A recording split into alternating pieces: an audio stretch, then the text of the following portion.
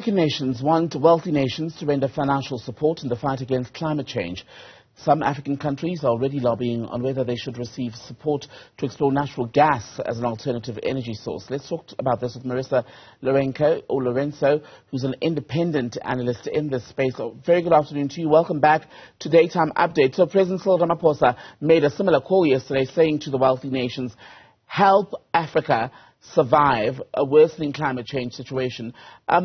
It's not a new call. Do we really believe that the rich nations will do more this time, given that they failed previously to meet their own commitments?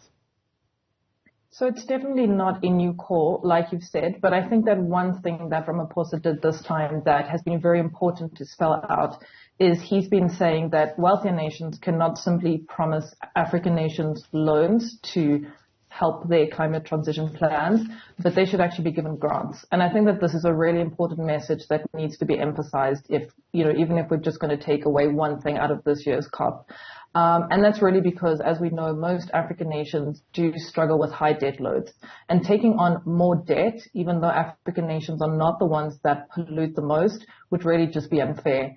In terms of how much the West is actually going to commit, I think as we've seen in previous years, there's going to be a lot of talk, but action is probably going to be years and years to come.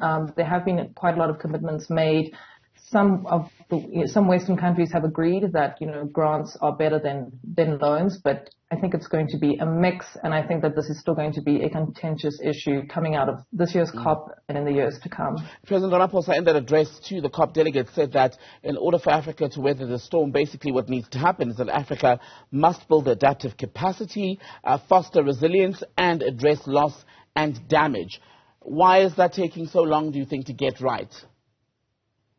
I think it's very difficult because a lot of African countries are still trying to industrialize. And if you really look at the way the West industrialized, it was not through looking at adaptation strategies. It was not really looking at resilience. It was just building with very little thought about consequences down the line.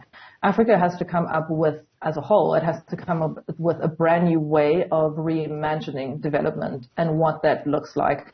I think an additional challenge for most of the continent is that, of course, it's bearing the brunt of the effects of climate change.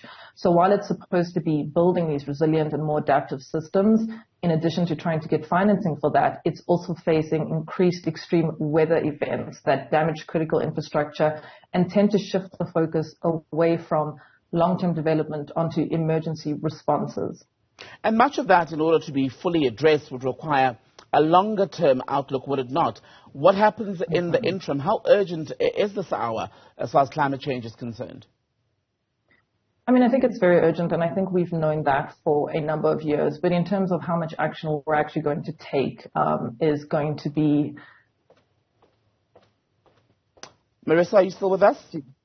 Yes. We'd lost you there. Our audio connection to you, in fact, dipped just a bit. You were talking about the urgency of this hour where climate change is concerned.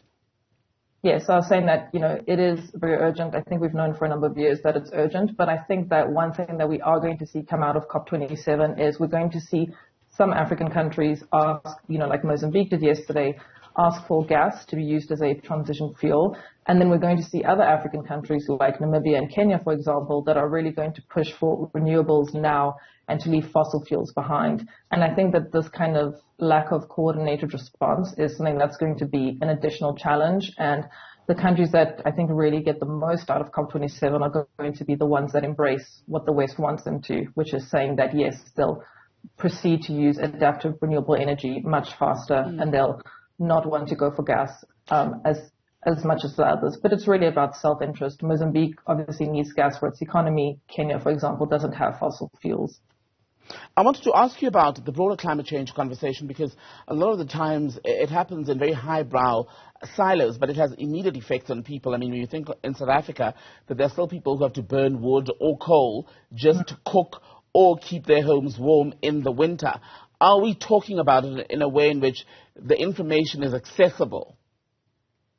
I think that what some governments have done in some parts of the region is, they've spoken about giving people kerosene lamps, so that, for example, they don't need to chop down firewood. But I think that, in countries that are less urbanized, that kind of process is not something that can be readily achieved. overnight. So, there definitely does need to be more of a kind of education campaign. There needs to be better services towards, recycling. All of those kinds of seemingly small conversations about consumers, those all do need to happen. But I think at the end of the day, it's really big business that essentially is the one that can kind of lead this conversation and make the most change, more than I think even governments can in terms of what their consumers do.